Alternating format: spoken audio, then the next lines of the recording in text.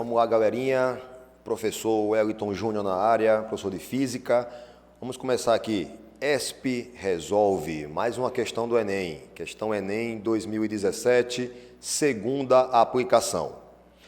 Um longo trecho retilíneo de um rio tem um afluente perpendicular em sua margem esquerda, conforme mostra a figura.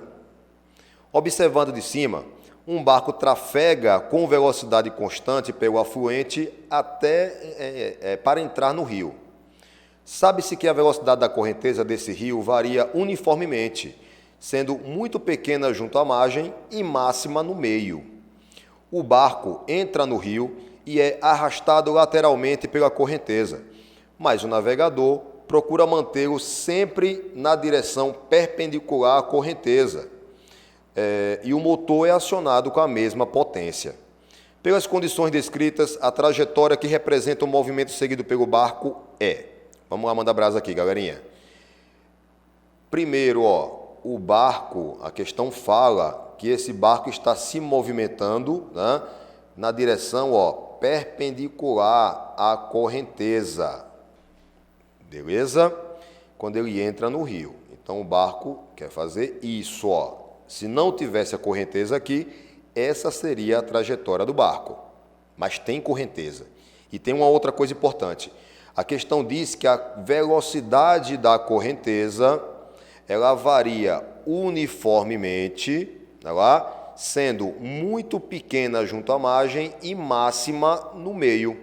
Então, se eu for representar isso aqui, eu vou ter o seguinte, mais próximo da margem, menor velocidade, né? Vou chamar aqui de 1, tá? Mais próximo do meio, maior velocidade, né? Vou chamar aqui, 2. Máxima no meio, não é isso, Vou chamar aqui de velocidade 3. Bacana? Mais próximo da margem, menor velocidade. No meio do rio, maior velocidade da correnteza, tá? Antes da gente chegar a uma opinião aqui, a uma situação, a resposta, nós temos que lembrar de uma coisa importante, galera. Isso aqui é uma aplicação vetorial, tá? Isso aqui é uma aplicação de determinação de vetor resultante. Mais precisamente, eu vou, para determinar o que eu preciso aqui, usar a chamada regra do paralelogramo. Regra do paralelogramo. Então, vamos lembrar como é que a gente faz para encontrar um vetor resultante a partir de outros dois, usando a regra do paralelogramo? Vamos nessa? Nós temos aqui, por exemplo, dois vetores perpendiculares um em relação ao outro.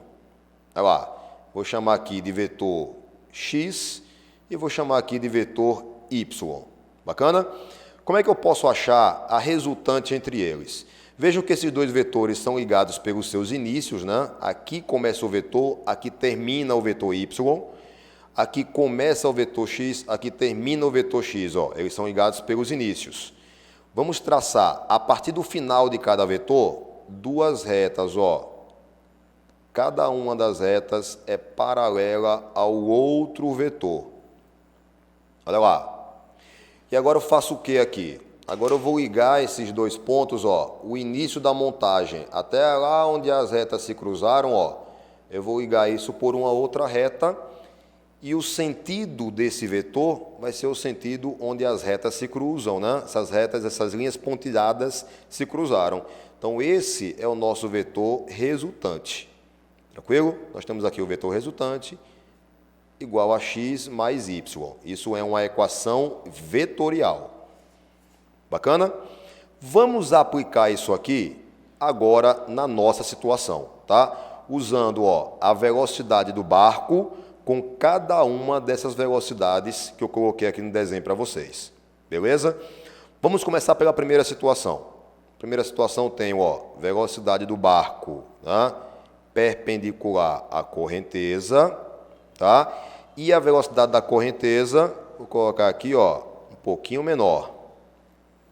Tá? Correnteza, barco. Vamos achar aqui a resultante? Vamos traçar aqui as retas que eu falei, né? Vamos traçar aqui as retas e vou determinar aqui, o nosso vetor. Olha lá. Essa vai ser a velocidade do barco, tá? Ali de vermelho. Bacana, gente?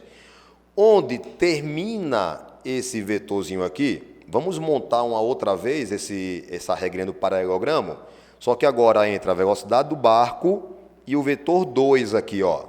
Vamos lá? A velocidade do barco, ela é em módulo constante, né? Então, vou botar aqui um vetor com o mesmo tamanhozinho. Vou tentar aqui botar do mesmo tamanho. Olha lá. E o vetor 2, vou colocar um pouco maior. Já que quanto mais próximo do meio, né? Quanto mais próximo do meio do rio aqui, ó, maior é a velocidade da correnteza. Tá aqui, ó. Vejam. Vamos achar a resultante aí agora? Vou traçar, ó, reta paralela a cada vetor. Notem. E aqui nós temos, ó, olha o nosso vetor velocidade resultante aqui. Olha lá.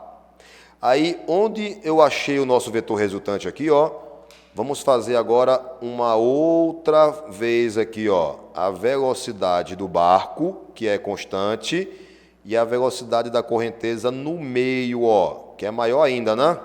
Olha lá. Vamos traçar aqui a resultante agora. Veja, ó, vou traçar aqui a resultante entre esses dois vetores. Olha lá. Deixa eu passar uma reta aqui para ficar bem mais certinho. Então, aqui nós temos isso, ó.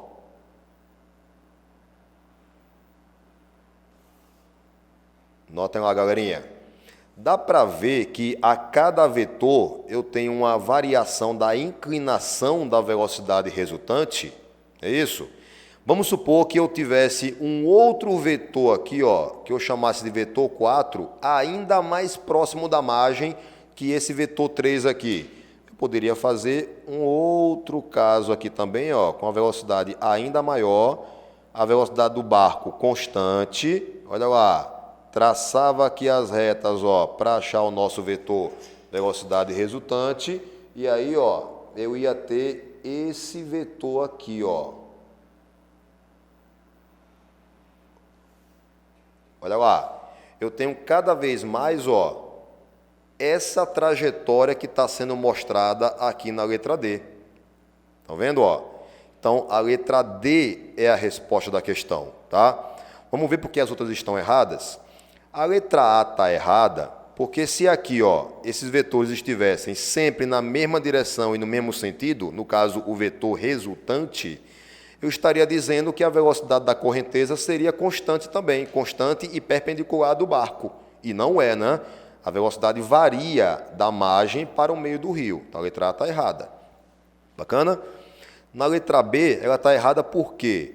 Ela está mostrando, ó, que nesse trajeto, que eu tenho essa reta aqui, ó, a velocidade da correnteza seria constante. Beleza? Bacana? E depois desse ponto aqui, ó, a correnteza teria velocidade e o barco não. Tá? O barco se movimentaria levado pela correnteza, tá? Apenas. Então, não pode ser a letra B. Na letra C, vejam, ó, eu tenho duas situações interessantes aqui, né? Nessa primeira parte aqui, a questão desconsiderou a velocidade da correnteza.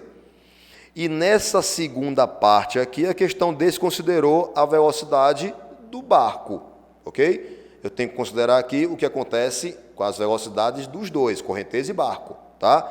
Letra D, que é a resposta da questão, bacana. A letra E, ela estaria correta se essas velocidades aqui fossem trocadas, né? Se a velocidade da correnteza fosse mais rápida no trecho 1, mais próximo à margem, e fosse menor no trecho 4 aqui, mais próximo do meio, aconteceria isso aqui, né? Vejam, o que não é a situação. Então, só para confirmar, resposta da questão, letra D. É isso aí. Tchau, tchau, galera. Até mais.